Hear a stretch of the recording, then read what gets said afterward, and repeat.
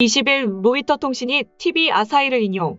기시다 후미오 일본 총리가 조 바이든 미국 대통령과 정상회담에서 일본의 국방비 증액을 발표할 예정이라고 보도했습니다. TV 아사히는 출처를 밝히지 않은 채 미 일동맹을 재확인하는 것이 이번 정상회담의 최우선 과제며 일본의 방위력을 제고하는 차원에서 국방비 증액 발표가 있을 것이라고 보도했습니다. 바이든 대통령은 22일 한국을 떠나 24일까지 일본에 머물면서 미일 정상회담과 미국, 일본, 호주, 인도 4개국 협의체쿼드 정상회의에 참석할 예정입니다. 일본 방위비는 GDP의 1% 전후에서 결정돼 왔습니다만 한국 견제를 위해 방위비까지 손보겠다는 겁니다. 아베 신조 정권 이후 점차 증가했으나 2022년도 예산에 약 5조 4천억 엔이 책정돼 1% 수준을 벗어나지 않았습니다. 일본이 방위비를 GDP 대비 2%대로 올리는 약 11조 엔의 예산은 미국, 중국에 이어 세계 3위의 국방비 투입 규모가 됩니다. 지난해 4월 17일 일본 요미우리 신문과 NHK 방송 등은 일본 정부가 연말까지 추진 중인 안보전략 세계 문서 개정과 관련 자민당 안전보장조사회가 이달 말 제출할 제언의 초안의 GDP 2% 이상 방위비 확보를 5년간 달성할 것을 목표로 한다고 명시했다고 전했습니다. 초안에는 힘에 의한 일방적인 현상 변경은 동아시아에서도 예외는 아니다며 방위력 강화는 잠시의 유예도 허용되지 않는다고 적시됐습니다.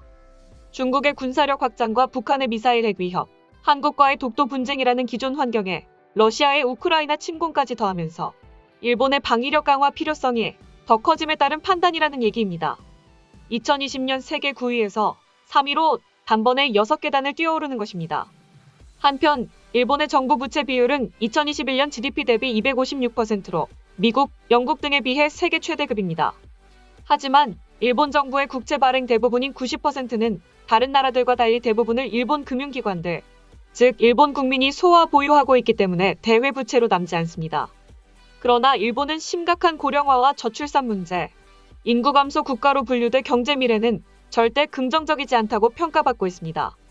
일본의 한국 견제 수위는 날이 갈수록 심해지고 있습니다.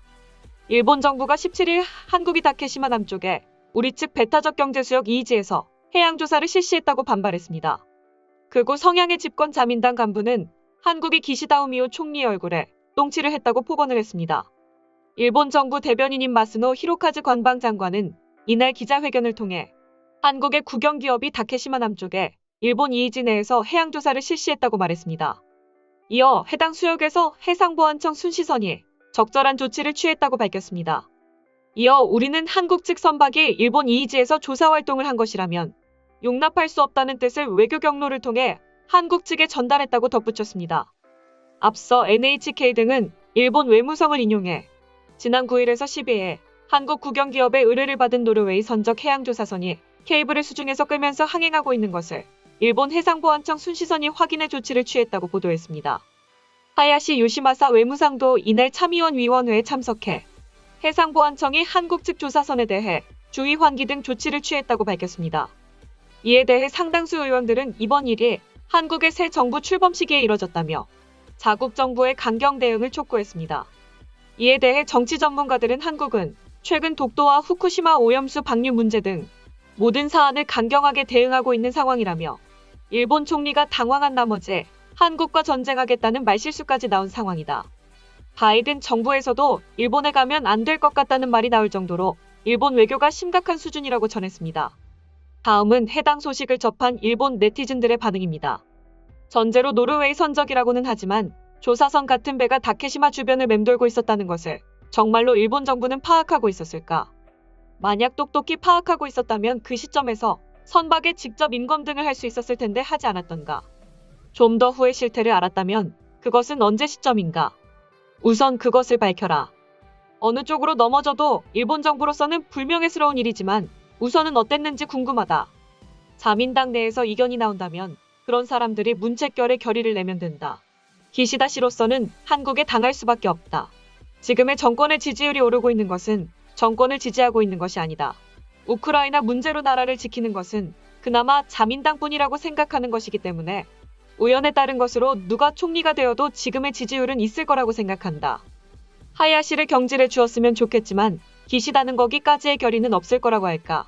두 사람은 연약 노선에서 공통되고 있으니까 이대로라면 일본이 위험하다고 생각해.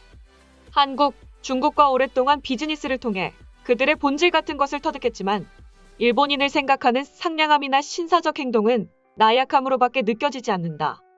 다케시마 불법 점거의 경제적 손실을 수치화해 대한 협상에서 요구해야 한다. 당연히 해저자원, 배타적 경제 수역이 직접 영향을 미친다. 다케시마는 일본 영토이므로 해저자원 조사도 실시해야 한다. 배타적 경제 수역은 영해를 동반한 생각으로 재구축해야 한다.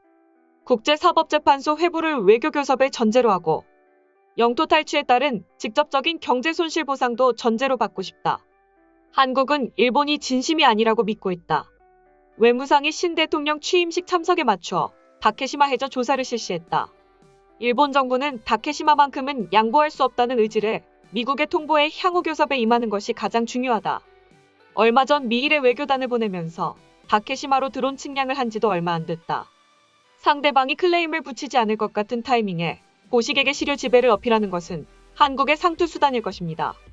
두 번이나 계속해서 이번에는 자신이 방문하고 있을 때 같은 일을 하는 등의 무례를 범했는데 하야시 대신은 상당히 그들에게 당하고 있다고 생각하는 편이 좋다. 이번에는 일본의 이지 내에서의 측량.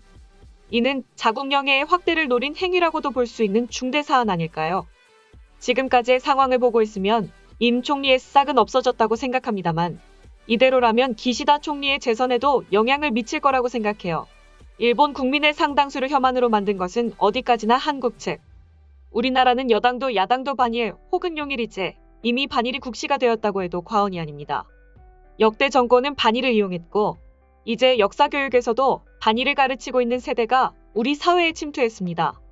저쪽이 말하는 우호란 한국의 황당한 소원을 일본이 양보하고 받아들인 상태를 말합니다. 이웃나라라고 우호적일 필요는 없고 가치관을 공유할 수 없는 나라와는 건조한 교제로 충분하다. 마스노 관방장관은 영해 침범과 해양조사를 당해도 주의 환기로 끝내다니 무슨 짓인가. 그 해역은 이전 일본의 조사선이 조사에 지하자원이 있다고 확인된 해역이다. 이 기사에서는 자세하게 쓰여 있지 않지만 다른 기사에는 아래와 같이 쓰여 있다. 조사선은 바닷속에서 음파를 발생시켜 케이블로 반사파를 관측하는 등 지하구조나 자원을 탐사한 혐의가 있는 것으로 알려졌다. 쌍방의 국가가 주권을 주장하는 장면에 있어서는 하나하나의 행위가 기정사실화되고 있음에 능천한 정부는 알지 못하고 있는 것이 아닌가. 일본도 같은 일을 하거나 해상보안청의 단속으로 위법조사 적발체포 정도의 제대로 주권을 주장하지 않으면 말로는 상대방의 주장을 그대로 받아들일 뿐. 얼마 전 국가시설단이 왔을 때 현 정부가 무슨 입막음을 했다는 얘기가 지금도 신경이 쓰인다. 어쩌면 참의원 선거 후나라 관련으로 엉뚱한 사안이 발각될 것 같은 생각이 든다. 한국 덕분에 곧 내려올 것 같다. 일본 총리가.